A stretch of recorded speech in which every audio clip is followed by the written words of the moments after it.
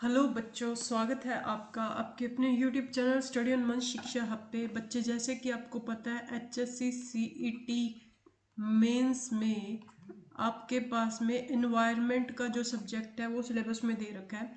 तो उसकी एक वीडियो पहले मैंने डाली थी, ठीक है। अभी जो है कंटिन्यूटी में आपको जो वीडियोस मेन है वो मिल जाएंगी।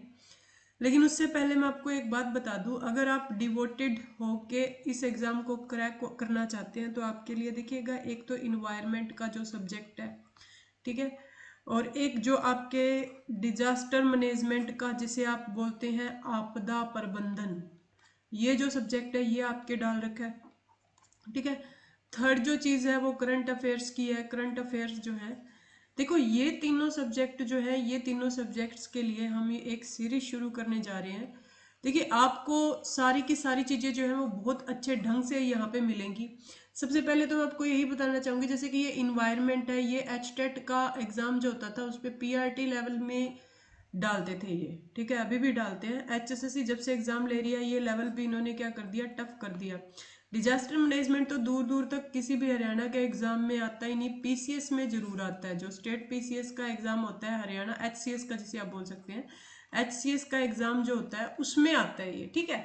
यानी और भी जितने स्टेट के एग्जाम है उसमें आपको ये जो पेपर है, ये सब्जेक्ट देखने को मिलेगा या यूपीएससी में देखने को मिलेगा। तो अब ये डिमांड किसने कर दी, एचएसएससी मेंस ने।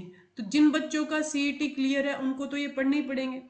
तो हमने एक सोल्यूशन किया है, अगर हमारे पास ये 50 कॉल्स भी आ जाती है, आप ये 98 126 30 162 इस नंबर पर कॉल कर लीजिए, ठीक है। अगर मेरे पास में 50 कॉल्स भी आती हैं तो ये दोनों सब्जेक्ट और इसके साथ में करंट अफेयर ये करवाने की जिम्मेवारी हमारी रही, ठीक है। लेकिन बाकायदा कम से कम 50 स्टूडेंट होने चाहिए, ज़्यादा की डिमांड नहीं कर रहे हम, कम से कम 50 स्टूडेंट। कॉल आनी चाहिए, कॉल के साथ रजिस्ट्रेशन होना चाहिए।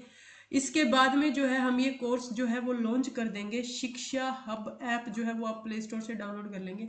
देखिए, अब बिल्कुल अगर पूरे तरीके से चलेंगे, कोई भी क्वेश्चन जो आएगा वो बहुत अच्छे से करेंगे। देखिए, ज़्यादा दावा तो नहीं करते, लेकिन जितने भी प्रीवियस ईयर के पेपर हुए हैं, इन मतलब कोई भी एग्जाम एचएसएससी में तो आया नहीं, कोई भी पहले एग्जाम हुआ है और उनमें ये दोनों सब्जेक्ट आए हुए हैं, तो वो क्वेश्चन जो है हम वहां पे कवर करने की कोशिश करेंगे विद टॉपिक थ्योरी प्लस में क्वेश्चन, और आपको इसके पीडीएफ नोट्स भी जो है वो प्रोवाइड करवाए जाएंगे, ठीक है।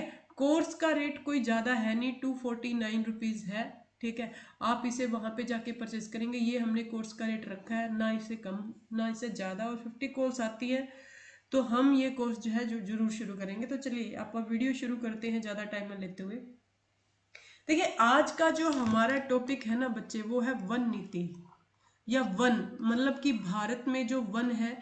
क्वेश्चन आपसे ये किस टाइप से पुट करेगा, क्वेश्चन जो पुट करेगा वो वनस्पति से करेगा मेनली, अगर इन्वायरमेंट का पोर्शन देखे तो वहां से। तो ये छोटा सा टॉपिक है, क्वेश्चन आने के पूरे पूरे चांसेस जो है वो वहां पे रहते हैं। मैंने यूट्यूब पे चेक किया, काफी सारे लोग जो है वो मेन जो टॉपिक है, एक ही टॉपिक जो पहले मैंने भी करवाया था उसी को दोबारा दोबारा से वो रटवा रहे हैं। तो देखिएगा, आपका कंप्लीट सिलेबस करना है, इन्वायरमेंट छोटी सी नहीं होती। अगर आप अच्छे से करते हैं तो इन्वायरमेंट में जियोग्राफी के भी कुछ टॉपिक्स इंक्लूड होते हैं, तो वो टॉपिक भी हम करेंगे, यानी छोड़ेंगे कुछ भी नहीं। और ये 1 मंथ में आपका कंप्लीट भी हो जाएगा, ज़्यादा टाइम नहीं लेंगे इसमें। अब यहाँ पे देखो, 1952 की अगर आप बात करें तो 1952 में ना राष्ट्रीय वन नीति बनती है। क्या बनती है, राष्ट्रीय वन नीति। अब राष्ट्रीय वन नीति बनी और इसके अकॉर्डिंग इन्होंने एक अपना उद्देश्य, एक पर्पज रखा। और पर्पज क्या रखा कि भारत में जितनी लैंड है, जितनी भूमि है, उसके 1/3 भाग पर क्या होने चाहिए, वन होने चाहिए, ऐसा जो है इन्होंने बोला, ठीक है। यानी ये हमारा पर्पस था। तो अगर आपसे पूछा जाए कि 1952 की जो राष्ट्रीय वन नीति थी उसके अकॉर्डिंग भारत की कुल भूमि का कितने परसेंट हिस्सा जो है वो वन होने चाहिए, तो आप क्या बताएंगे, 103।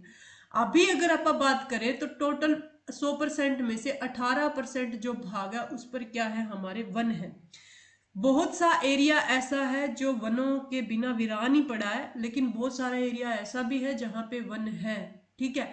लेकिन बहुत सारा एरिया ऐसा है जो अभी बहुत ज्यादा खाली हो चुका है, जहाँ पे वन अपने को देखने को नहीं मिलते, ठीक है। तो अब यहाँ पे देखें कि भारत में सबसे जो कम वन है, सबसे कम वन जो है वो बच्चे आंध्र प्रदेश में। आप इसको याद रख सकते हो। देखो इसको याद कैसे रख सकते हो, आंध्र का मतलब है अंधा। आंध्र से आप क्या समझते हैं, ये सिर्फ याद रखने के लिए और कुछ भी नहीं है, अंधा। तो आप ये बोलेंगे कि जहां वन नहीं है वहां पे क्या दिखता है, अंधापन दिखता है, यानी धूप है, धूप में कुछ दिखाई नहीं देता, वन है तो वहां पे छाया हो जाता है। तो उस टाइप से आप याद कर सकते हैं। देखिए आंध्र प्रदेश में जो है वो वन वहां पे बहुत ज्यादा कम है, यानी सब सर्वाधिक कम वनों वाला राज्य जो है वो क्या है, आंध्र प्रदेश। उसी टाइप से अगर आप बात करें कि सर्वाधिक अधिक, क्या बात करें कि सर्वाधिक ज्यादा या सर्वाधिक अधिक वन जो है वो किस राज्य में है, तो देखिएगा पश्चिम बंगाल में, पश्चिम बंगाल में। ठीक है, अगर हम बात करें किसकी, इंडिया की, इंडिया की बात करें, इंडिया की बात करें, इंडिया की बात करें, इंडिया की बात करें, तो ये हमारा जो एरिया है ये हमारा पश्चिमी एरिया है और ये हमारा जो है वो पूर्वी एरिया है। अब पश्चिम बंगाल की बात करें तो पश्चिम बंगाल ना यहाँ नीचे एक लंबा सा राज्य है, लेकिन ये है पूर्व में, लेकिन इसका नाम क्या है, पश्चिम बंगाल है। इसका भी एक लॉजिक है, पश्चिम बंगाल, एक था पूर्वी बंगाल और एक था पश्चिमी बंगाल। पूर्वी बंगाल ऐसा, इसका ये मतलब नहीं है कि पश्चिम में तो पश्चिम बंगाल है। पूर्वी बंगाल इधर वाला हिस्सा जो हमारे पास नहीं है, पाकिस्तान में चला गया था, और ये वाला हिस्सा, ठीक है, जहां पे हिंदू थे, इसको क्या बना दिया, पश्चिम बंगाल। तो पश्चिम बंगाल में वन जो है वो क्या है, ज्यादा। उसी तरीके से एक और तरीके से आपसे पूछा जाए कि जहां पे एरिया तो कम है लेकिन उस कम एरिया में वन ज्यादा है, यानी घनत्व के अकॉर्डिंग देखें, घनत्व कैसे कि जिस एरिया पे वन है और जो एरिया खाली है वनों से, ठीक है, तो उसके अकॉर्डिंग देखें तो सबसे ज्यादा वन अक्षेत्र, क्या बोला मैंने, सबसे ज्यादा वन, ये था सबसे ज्यादा वनों वाला राज्य, ये है सबसे ज्यादा वन अक्षेत्र वाला राज्य। आपसे पूछा जाए तो आप क्या बता देंगे, मध्य प्रदेश। क्या बता देंगे बच्चे, मध्य प्रदेश। होप सो आपको इतनी सारी चीजें जो है वो समझ में आ गई होंगी। ये बिल्कुल बेसिक पार्ट था जो मैंने आपको बताया, जो पेपर में पूछ सकते हैं। तो चलते हैं नेक्स्ट पॉइंट पे। नेक्स्ट पॉइंट जो हमारा आज का मेन हिस्सा है वो है वनस्पतियों का वर्गीकरण, वनों के अकॉर्डिंग, वनस्पतियों का वर्गीकरण, वनस्पतियों का वर्गीकरण। ठीक है बच्चे, ठीक है, क्लासिफिकेशन अपनी पढ़नी है। अब यहाँ पे देखो, सबसे पहले अगर आप बात करें तो क्वेश्चन किस टाइप से पूछा जा सकता है। देखो जैसे मेसोफाइट होता है, लिथोफाइट होता है, हाइग्रोफाइट होता है, हाइड्रोफाइट होता है। तो आपसे पूछा जाएगा किस टाइप की वनस्पति को क्या नाम दिया गया है। फॉर एग्जाम्पल मैं आपसे ये क्वेश्चन पूछूं कि शीतोष्ण कटिबंधीय टुंड्रा वनस्पतियों को क्या कहा जाता है, तो 4 ऑप्शन वो आपको दे देगा, मेसोफाइट, क्रायोफाइट, हेलोफाइट, लिथोफाइट। तो आपको बताना पड़ेगा। तो इसी टाइप से जो है वो आप यहाँ पे क्वेश्चन करेंगे। तो यहाँ पे देखिएगा, सबसे पहले हम लोग जो है वो हम पढ़ेंगे ट्रोपोफाइट के बारे में। ट्रोपोफाइट, ट्रोपोफाइट। देखिए ट्रोपोफाइट की अगर आप बात करें तो ये बोलता है कि उष्ण कटिबंधीय क्षेत्र में जो वनस्पतियां पाई जाती हैं, क्या बोलता है, उष्ण कटिबंधीय क्षेत्रों में जो वनस्पतियां पाई जाती हैं, उष्ण कटिबंधीय क्षेत्र में जो वनस्पतियां पाई जाती है। उष्ण क्या होता है बच्चे, गर्म, क्या होता है, गर्म। बोलता है उष्ण कटिबंधीय क्षेत्र में जो वनस्पतियां पाई जाती है उसको क्या बोलते हो आप, ट्रोपोफाइट बोलते हो। देखो ये हमारा क्या है, ग्लोब है। ग्लोब के जो बीचों बीच यहाँ पे जो लाइन जाती है इसको आप क्या बोलते हो, भूमध्य रेखा, यानी पृथ्वी के बीचों बीच। ये सारी की सारी काल्पनिक होती है, ये बात ध्यान में रखना। भूमध्य रेखा यानी आप इसे बोलते हैं विषुवत रेखा, ये दोनों नाम इसके हैं। इंग्लिश में आप जानते हैं इसको बोलते हैं इक्वेटर। क्या बोलते हैं, इक्वेटर। वैसे ये होता क्या है, ये 0 डिग्री इसको बोलते हैं, और इस टाइप से जो लेटी हुई लाइन होती हैं इनको अक्षांश रेखाएं बोलते हैं। तो 0 डिग्री अक्षांश रेखा को बोला जाता है विषुवत। यहाँ पे टेम्परेचर जो है ये सबसे ज्यादा होता है, ये जो एरिया है ना ये सबसे ज्यादा गर्म एरिया माना जाता है। क्यों माना जाता है, क्योंकि यहाँ पे सूर्य की किरणें जो है ये लंबवत आती हैं, लंबवत यानी परपेंडिकुलर गिरती हैं, सीधा गिरती हैं यानी, ठीक है। तो यहाँ पे गर्मी क्या होती है, ज्यादा, और गर्म उष्ण। तो अब ऑब्वियस सी बात है भाई साहब कि यहाँ पे गर्मी ज्यादा है तो यहाँ पे वनस्पति कैसी होगी, गर्म टाइप की। जहां पे जैसी मौसम है उसी टाइप की वहां पे वनस्पति होगी, क्योंकि दूसरी तो हो नहीं सकती, जल जाएगी। तो यहाँ पे उष्णकटिबंधीय क्षेत्र में ट्रोपोफाइट वनस्पतियां पाई जाती हैं और वो एरिया होता है इक्वेटर के बिल्कुल पास वाला। ठीक है, तो चलते हैं नेक्स्ट पॉइंट पे। होप सो आपको ये बहुत अच्छे से समझ में आ गया होगा। नेक्स्ट है बच्चे हाइड्रोफाइट। हाइड्रोफाइट हाइड्रोफाइट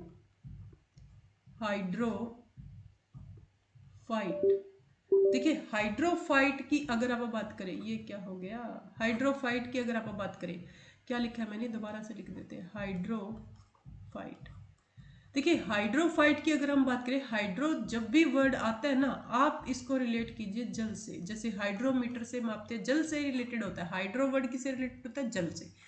हाइड्रोफाइट की अगर आप बात करें तो आप बताएंगे जल की ऊपरी सतह पर उगने वाली वनस्पति। जल की ऊपरी सतह पर उगने वाली जो वनस्पति होती है उसे आप क्या बोलते हैं, हाइड्रोफाइट। क्लियर है इतनी बात। उसके बाद में चलते हैं बच्चे नेक्स्ट पॉइंट पे। नेक्स्ट है अपना हाइग्रोफाइट। हाइग्रोफाइट, हाइग्रो से आप समझते क्या है, नमी। क्या बोलते हैं, नमी। नमी यानी आर्द्रता। आर्द्रता यानी ह्यूमिडिटी। क्या बोलते हैं बच्चे आप इसे, ह्यूमिडिटी बोलते हैं। आर्द्रता यानी ह्यूमिडिटी। देखो, हाइग्रोफाइट की अगर हम बात करें ना, तो हाइग्रोफाइट पे कौन सी वनस्पति पाई जाती है, जो अधिक आर्द्रता वाले क्षेत्रों में पाई जाती है। अधिक आर्द्रता वाले क्षेत्रों में, अधिक नमी वाले क्षेत्रों में जो वनस्पति होती है, जहां पे ह्यूमिडिटी ज्यादा होती है, उसको क्या बोलते हैं, हाइग्रोफाइट। क्लियर है इतनी बात। उसके बाद में चलते हैं नेक्स्ट पॉइंट पे। नेक्स्ट पॉइंट है बच्चे आपका जेरोफाइट। क्या है, जेरोफाइट। जेरोफाइट की अगर हम बात करें, जेरोफाइट, अब देखो मैंने आपको हाई सबसे पहले जो करवाया था, वो करवाया था बच्चे आपको मैंने ट्रोपोफाइट। ट्रोपोफाइट में क्या बोला था मैंने, कि जहां पे गर्मी ज्यादा होती है उष्ण कटिबंधीय क्षेत्रों में। तो जेरोफाइट में एक चीज और जोड़ दीजिए आप लोग, अधिकतर जो अपने मरुस्थल होते हैं, अधिकतर जो मरुस्थल होते हैं बच्चे, वो क्या होते हैं, कैसे होते हैं, गर्म होते हैं। क्या होते हैं, गर्म। तो देखो, गर्म मरुस्थलीय क्षेत्रों में, या आप इसे बोल सकते हैं उष्ण कटिबंधीय मरुस्थलीय क्षेत्रों में, प्रॉपर अगर पेपर की लैंग्वेज में आप इसे पढ़ना चाहते हैं तो क्या बोलेंगे, उष्ण कटिबंधीय मरुस्थल क्षेत्रों में पाई जाने वाली, मरुस्थल क्षेत्रों में पाई जाने वाली जो वनस्पति होती है उसे क्या बोलते हैं बच्चे आप, उसे आप बोलते हैं जेरोफाइट। समझ गए। उसी तरीके से नेक्स्ट पॉइंट देखिएगा। नेक्स्ट पॉइंट है अपना मेसोफाइट। क्या है बच्चे, मेसोफाइट। मेसोफाइट, मेसोफाइट। अब देखो मेसोफाइट क्या होता है, शीतोष्ण कटिबंधीय। शीतोष्ण, शीत से क्या समझते, सर्दी। शीतोष्ण कटिबंधीय क्षेत्रों में पाई जाने वाली, या आप इसे बोलते हैं प्रॉपर लैंग्वेज में शीतोष्ण कटिबंधीय टैगा वनस्पतियां। टैगा यहाँ पे जोड़ना जरूरी है क्योंकि टैगा एक वन का टाइप होता है। शीतोष्ण कटिबंधीय टैगा वनस्पतियां जो होती हैं अपनी, वो होती हैं मेसोफाइट में। क्लियर है इतनी बात। उसी तरीके से बच्चे नेक्स्ट जो पॉइंट है अपना वो है क्रायोफाइट। नेक्स्ट पॉइंट जो है वो आपका क्या है, क्रायोफाइट। क्रायोफाइट, क्रायोफाइट, क्रायोफाइट इसी टाइप से ही है ये भी। शीत कटिबंधीय टुंड्रा वनस्पतियां। शीत कटिबंधीय टुंड्रा वनस्पतियां। टुंड्रा, टुंड्रा वनस्पतियां कटिबंधीय, ये बिल्कुल सर्दी में जो, जैसे कि आप बोलते हो हिमाचल प्रदेश वगैरह का जो एरिया होता है वो बिल्कुल बर्फीला होता है, तो वहां पे क्या होती हैं, ये टुंड्रा वनस्पतियां होती है क्रायोफाइट, बिल्कुल लो टेम्परेचर पर जो होती हैं। नेक्स्ट बच्चे होता है हेलोफाइट। हेलोफाइट, क्या, हेलोफाइट। हेलोफाइट की अगर बात करें, देखो आजकल के जो बच्चे होते हैं वो मीठा खाना पसंद नहीं करते। क्या खाना पसंद करते हैं, नमकीन। क्या खाना पसंद करते हैं बच्चे, नमकीन खाना पसंद करते हैं। तो नमकीन मिट्टी की जो वनस्पतियां होती है ना, क्या, नमकीन मिट्टी की जो वनस्पतियां होती हैं उनको आप क्या बोलते हैं, हेलोफाइट बोलते हैं। इसका एक एग्जांपल करते हैं। मैग्रो वन जो होते हैं ना, मैग्रो वन, मैग्रो वन में जो वनस्पतियां पाई जाती हैं वो हेलोफाइट के टाइप की होती है। मैग्रो वन में जो वनस्पतियां पाई जाती है वो हेलोफाइट। अब ये क्रायोफाइट जो मैंने पढ़ा था ना, जैसे शीत कटिबंधीय टुंड्रा वनस्पति है, जैसे कि आपने पढ़ा होगा कि अमल, साइंस की अगर आपने क्लास लगाई है तो अपनी चैनल पर भी पढ़ी है, अमल अक्षार का जो पता बताते हैं ना, अमल अक्षार का पता बताते हैं, उसको लिटमस पेपर बोलते हैं। क्या बोलते हैं? Litmus paper. ठीक है, ये जो लिटमस पेपर निकाला जाता है ये लाइकेन नाम के पौधे से निकाला जाता है। और ये जो लाइकेन पौधा होता है ना, ये क्रायोफाइट टाइप का होता है। कैसे टाइप का होता है? क्रायोफाइट टाइप का होता है। क्लियर है इतनी बात? किस टाइप का होता है? क्रायोफाइट का। उसी तरीके से काई जो होती है वो भी क्या होती है? क्रायोफाइट होती है। उसके बाद में चलते हैं नेक्स्ट पॉइंट पर, लिथोफाइट। क्या बच्चे? लिथोफाइट। लिथो, देखो लिथोस्फीयर जो पृथ्वी की ऊपरी सतह होती है ना, उसी का एक पार्ट होता है, वो कठोर होती है ना, लिथोफाइट, लिथोस्फीयर। तो लिथो से समझिएगा यहाँ पे आप, कठोर चट्टानों पर उगने वाली जो वनस्पतियां होती हैं, कठोर चट्टानों पर जो उगने वाली वनस्पतियां होती है बच्चे, उनको क्या बोलते हैं? लिथोफाइट। उसके बाद में नेक्स्ट एंड लास्ट, पायरोफाइट। पायरोफाइट, पायरोफाइट की अगर हम बात करें तो पायरोफाइट बच्चे, पायरो वर्ड जो यहाँ पे है ये टेम्परेचर को ही डिनोट करता है। किसे डिनोट करता है? टेम्परेचर को। टेम्परेचर को ये डिनोट करता है। और आपसे पूछा जाएगा जी, आपसे पूछा जाएगा, बताइए कि अधिकतम टेम्परेचर को, सबसे ज्यादा टेम्परेचर को मापने के लिए किसका प्रयोग करते हैं? पायरोमीटर का। और अधिकतम टेम्परेचर होता है कहाँ पे? भूमध्य रेखा पर। ध्यान में रखना ये चीजें, ठीक है। तो पायरोफाइट की अगर आप बात करें तो अग्नि प्रतिरोधी, अग्नि किसको डिनोट कर दिया? टेम्परेचर को। तो अग्नि प्रतिरोधी वनस्पतियां जो होती हैं, अग्नि प्रतिरोधी जो वनस्पतियां होती हैं बच्चे, उसको आप क्या बोलते हैं? पायरोफाइट बोलते हैं। अग्नि प्रतिरोधी वनस्पतियों को क्या बोलते हैं? पायरोफाइट। होप सो आपको ये सारी चीजें बहुत अच्छे से समझ में आई होंगी। अगर आप कोर्स परचेज करना चाहते हैं तो 98 126 30 162 इस नंबर पर कॉल कर दीजिए। कोर्स बहुत अच्छे से करवाया जाएगा, होपफुली आप करेंगे भी। Thank you so much. और चैनल को सब्सक्राइब करना ना भूलें, ठीक है। Thank you so much.